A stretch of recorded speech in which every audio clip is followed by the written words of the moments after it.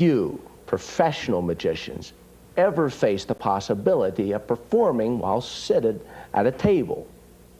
Now, having said that, let's look at the considerable advantages that you could have if you end up sitting down. For example, if your table has a cloth or some other cover, you can start out with your final loads resting in your lap. Just pull the cloth over, and you can very easily set those into your lap. Of course, you can set them into your lap regardless, but the tablecloth does give you an extra little bit of comfort there.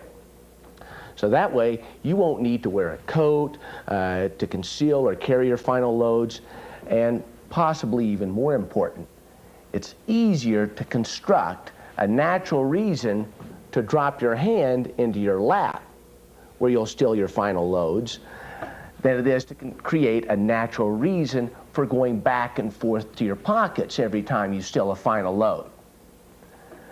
A final advantage from sitting is that working out of your lap also gives you a broader range of possible final loads, because you can put a lot of different items into your chair or beside your chair or in your lap that you can't carry in your coat or your pants pocket.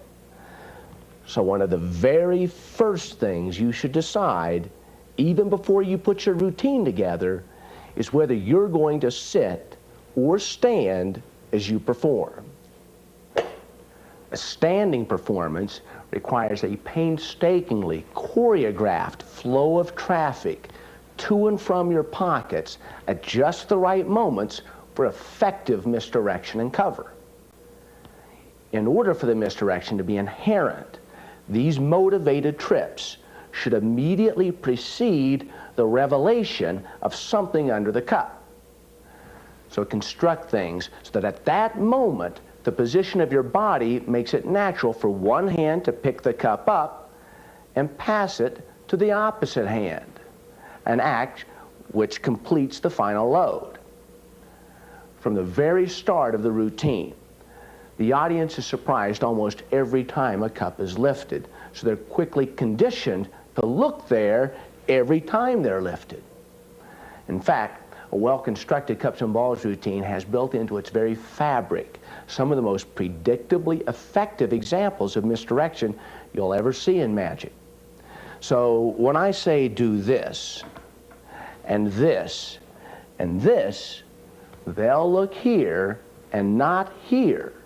And you can count on that being true for a long time. Let's look at the possible places you might hide your final loads. In this section, we'll review natural pockets, secret pockets, clips, sleeves, and holders. Other, more esoteric systems will be discussed later on. For the natural pockets, you could begin by placing those inside of the front pants pockets. Of course, that leaves a natural bulge there and sometimes tips where they came from. Possibly the most practical place would be the front jacket pockets. They're natural, large, and the opening is such that you can easily get in and out at a moment's notice. Now, Vernon and some of the other performers used to always load from their back pockets, because that way the lay of the coat would tend to hide the fact that there was any sort of extra materials or bulges for any of those loads to take place. And of course, you don't always have to put all of the loads in the same pocket. In fact, I typically break that up, sometimes putting 1 or 2 in the left pocket and 2 or 3 in the right pocket. At one time, I combined the 2 back pants pockets into 1 large pocket. This idea has been independently tried by several people because, after all, this is a common problem. The point is to have plenty of room to hold your final loads, yet still have room to drop a small ball and come out of the pocket as quickly as possible. After all, think about what action you're trying to duplicate as you steal each final load. Your cover is to simply place a ball into your pocket.